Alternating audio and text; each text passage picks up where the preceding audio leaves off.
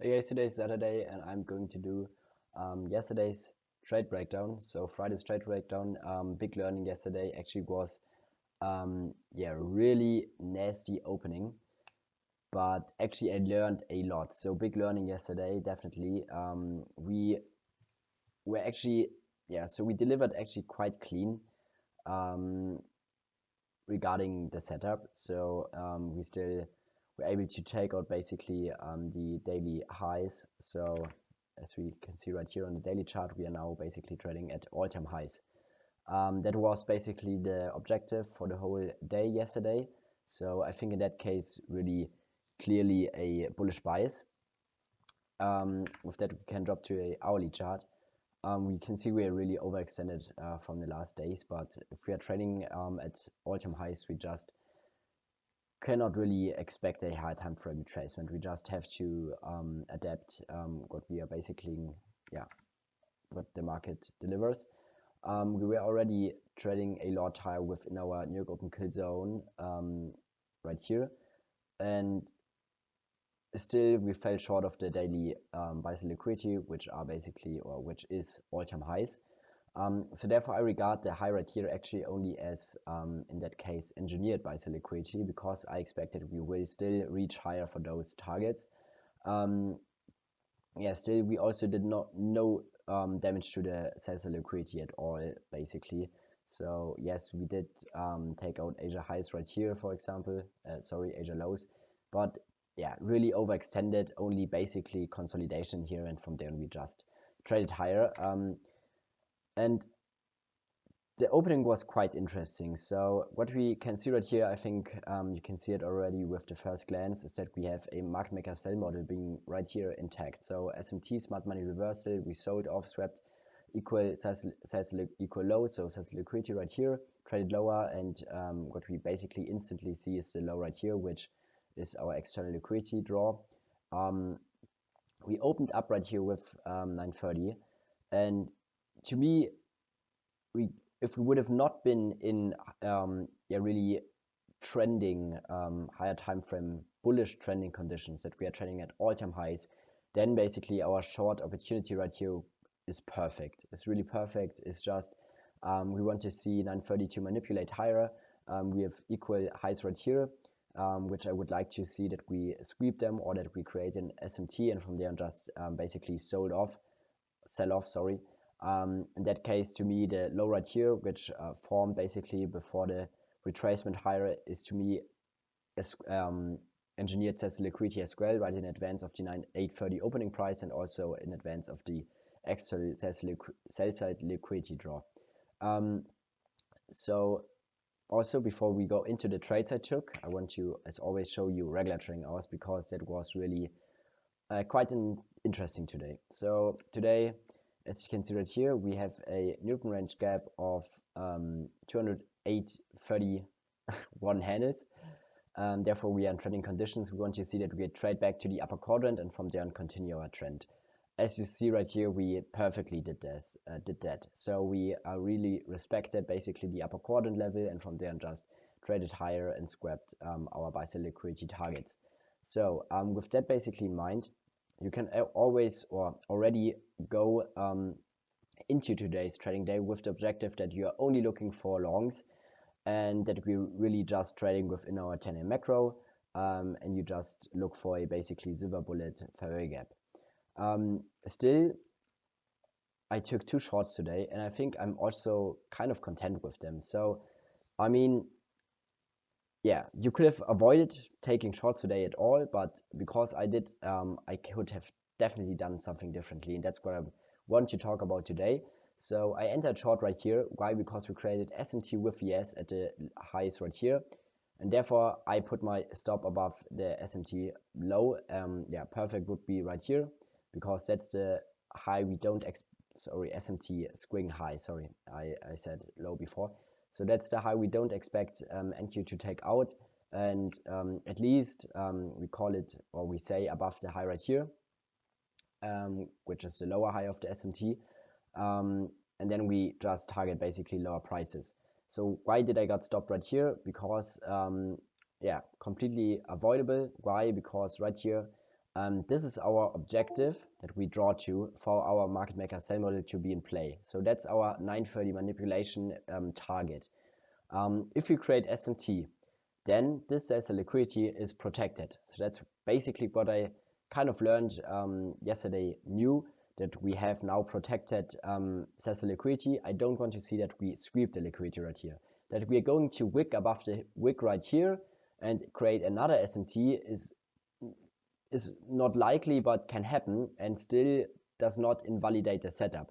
So once again, just really poor money management. Perfect would be also above CE of the wick right here. So something like that with my stop, and yeah, just aim basically for the engineered sell liquidity right here. As you can see, we also created a bullish SMT right here. From there on, we have to be break even, or we take partials. But either ways, we cannot lose on this trade. Also re-entered right here. Once again, I mean, valid setup still in, or basically the setup is still valid. The market maker sell ball is still in play. But once we create a bullish SMT right here, we have to go break even. We cannot take a loss from there. So once again, regarding money management, yeah, completely a mess. Completely, once again, avoidable losses. And I was also right about the narrative that we're going to see one more move to the downside, that we have basically manipulation to the upside, because we're not basically ready to trade higher. So we need to see one more move to the downside. That's what we had basically with the bullish SMT right here being in play. And from there on, we are able to look for higher prices. Yeah, so that's really big learning. I will remove them for now because it's a bit messy. And my second learning today, really painful as well, was with the stop rate right here. So you don't see the execution marks. I'm sorry, because I actually blew blew my evaluation account. I did not actually realize it, but yeah, I lost too much. Yeah, but let's talk about the trade. So entered long right here, completely valid. To me, we had to stop. Basically, the low is now in. We are not going to trade lower. Why? Because we have the bullish SMT, and we know we have higher time frame targets, which have to basically get met, which are completely obvious targets, and we are trading at all-time highs. So we want to see that we're going to trade higher from there. So basically, what I really learned today is the fact that we have to manage our stop first by the higher time frame. So what I mean by that is we have to look at the 5-minute chart, and that's really the most important point in that case. As you can see right here, we have a huge inefficient wick right here as well. That's also confirming why we are going to see one more move to the downside right here, because this is really inefficient. This is basically like a imbalance which wants to which has to get basically revisited to get a balanced price range. Yeah, I prefer to reach CE to call it a balanced price range. And that's what we had right here as well. So right here you can see my trade, and you already see why it has to fail. Because my stop is basically above CE of the rejection block right here. So that's the big learning. We have to trail our stop based on the higher time frame. Yes, of course, right here we have basically a perfect inversion failure gap, which we can use also combined with displacement to the upside right here. So that's a balanced price range. And we have our stop below the second candle wick. So completely valid stop regarding the lower time frame. But if we regard the 5-minute chart, it's just completely invalid to have our stop this tight right here regarding the 5-minute rejection block right here, because we really tend to trade back to CE. So in that case, my stop has to be a bit wider, in that case, something like that. But in that case, I think our trade could have also been only to target the CB right here. We don't need always those massive trades to the upside. I mean, that's still also a 1.8 RR trade. So that's still enough, basically. We don't need more. And that's what we have to realize, that I have to trade with a wider stop, go for the low-hanging fruits, and basically place my stop where I'm really confident that we cannot take out this level, otherwise the setup gets invalidated. It doesn't make sense to trail my stop above a swing high where I'm not even sure if it's going to get taken out, if the setup gets basically invalidated. In that case, no. Why? Because we created another SMT, and therefore, actually, yeah, to play it safe, you enter right here and put your stop even above the SMT right here, or at least above the protected liquidity right here. So really, really, yeah, poor stop loss management right here as well right here, and once again right here as well. So it has to be below CE of the rejection block, of the 5-minute rejection block. We cannot trail our stop based on a 1-minute time frame. It has to be based on basically the higher time frame. And from then we just aim for lower low hanging fruit targets, and that's it. So or we can also completely avoid taking shorts in here. Why? Because we are trading at all-time highs. We only want to trade a line with the higher time frame. In that case, it would be to take longs, and also due to the fact that we, as I showed you before, completely are respecting the upper quadrant level. And from there on, we already know we do not need to trade even lower than our low we created at 933, because we already traded back to the upper quadrant. So in that case, that's really important as well.